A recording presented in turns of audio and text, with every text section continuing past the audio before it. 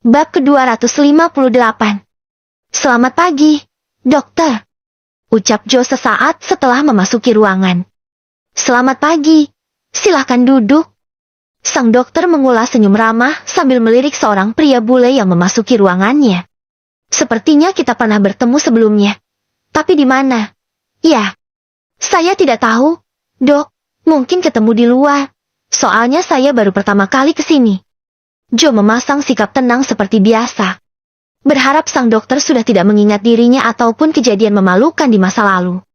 Oh iya, benar. Mungkin ketemunya di luar. Saya juga lupa. Perhatian sang dokter lantas tertuju pada lelaki yang tampak begitu tegang. Ia kembali tersenyum. Adik Raffi takut? Ya. Raffi mengangguk pelan tanpa suara. Enggak usah takut. Enggak sakit. Kok? Yang datang pertama tadi temannya Raffi, kan?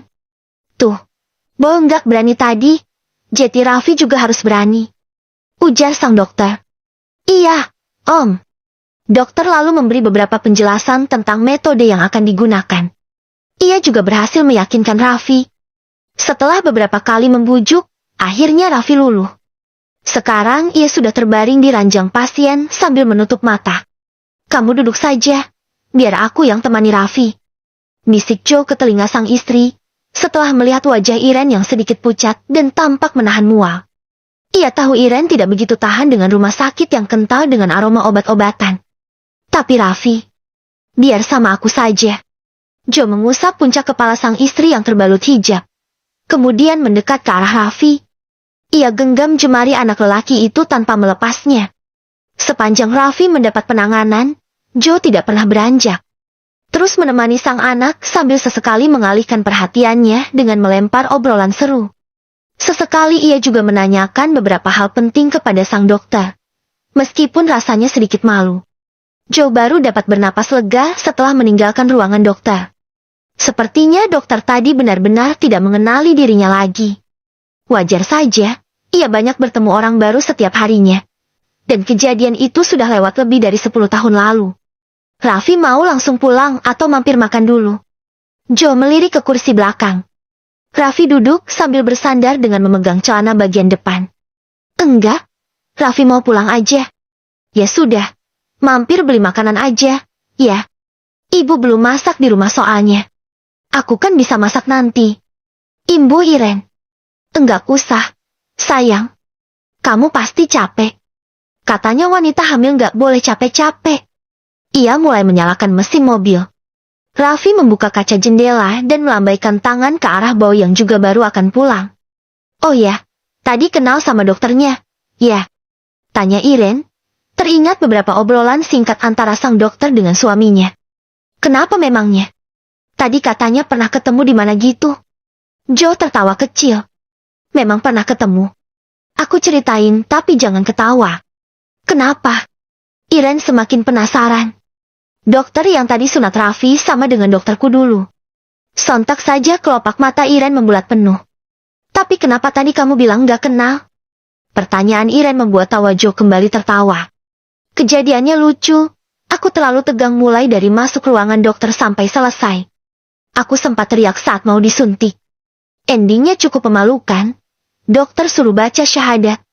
Aku malah baca doa makan saking tegangnya. Ingin sekali Iren meledakkan tawa. Namun ia tahan sebisa mungkin untuk menjaga perasaan suaminya. Ia tidak akan pernah menyangka bahwa pemilik tubuh gaganan kokoh itu takut dengan jarum suntik. Kenapa ditahan? Ketawa aja. Ujar Joe, melirik sambil tersenyum. Membuat tawa Iren menyatu di udara. Nggak mau pakai itu. Ma. Jelek. Pekik Boy. Saat melihat celana khusus yang diberikan sang mama untuk dipakai.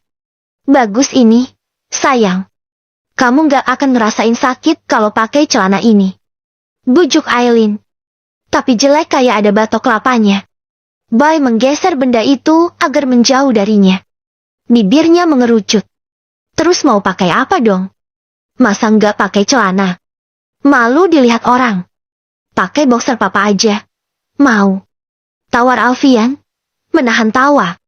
Aileen menggigit bibir agar tidak sampai tertawa membayangkan Boy menggunakan dalaman sang papa. Punya papa kan gede. Protes anak lelaki itu. Kan tinggal pakai peniti biar nggak melorot. Sejenak Boy terdiam sambil menimbang tawaran sang papa. Sepertinya ide itu tidak begitu buruk. Setidaknya ia tidak perlu menggunakan celana sempit yang hanya membuat sakit. Ya udah, deh. Pakai punya papa aja. Yakin? Tanya Aileen. Membuat putra sulungnya itu mengangguk. Boy mengangguk pelan. Sehingga Aileen segera menuju kamar sebelah untuk memilihkan dalaman suaminya yang memiliki ukuran paling kecil. Boy menatap dengan wajah tertekuk.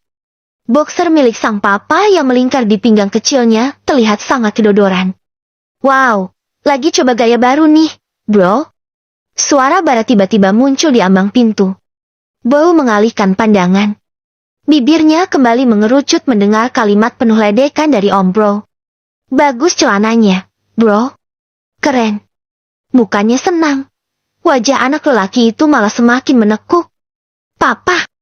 Om Bro jahat. Teriakan Boy menggema ke seluruh ruangan. Bara tertawa lepas, lalu memeluk anak lelaki itu sambil menyerahkan sebuah hadiah sebagai sogokan. Beberapa hari kemudian, Assalamualaikum adalah kalimat penuh doa yang pertama kali diucapkan Gali ketika tiba di rumah. Ia baru saja tiba setelah beberapa hari di luar kota untuk urusan bisnis. 2 buah paper bag ia bawa sebagai hadiah untuk dipersembahkan bagi 2 perempuan kesayangan yang selalu menunggu kepulangannya. Biasanya saat pulang ke rumah, ia akan menemukan anak dan istrinya di ruang keluarga, atau di dapur untuk membuat aneka camilan. Namun, malam itu tidak ada Riana ataupun Vio di sana, sehingga Gali memilih menuju lantai atas. Senyum lelaki itu pun mengembang saat melihat 2 tubuh terbalut mukena sedang berada di sebuah musola kecil di rumah mereka. Sebuah pemandangan yang begitu menyejukkan jiwa. Alhamdulillah, pulang lihat istri dan anak yang syalihah.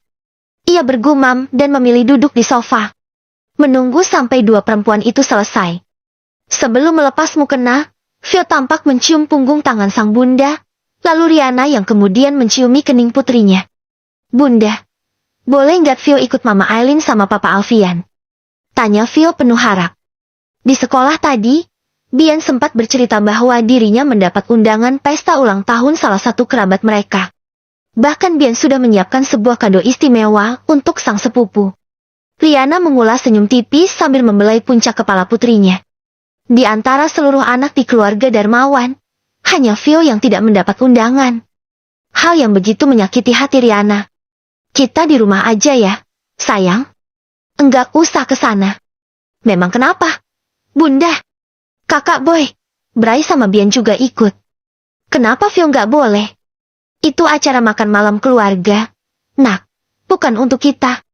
Vio sama Bunda di rumah aja.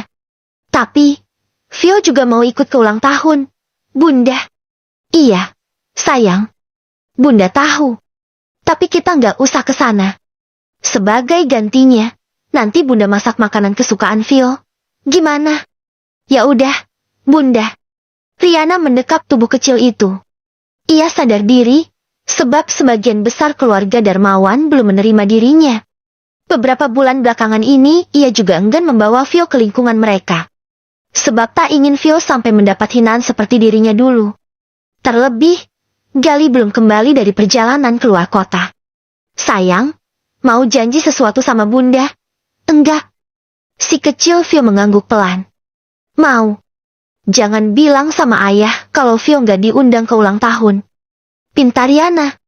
Gali yang duduk di sofa terpaku mendengar pembicaraan keduanya.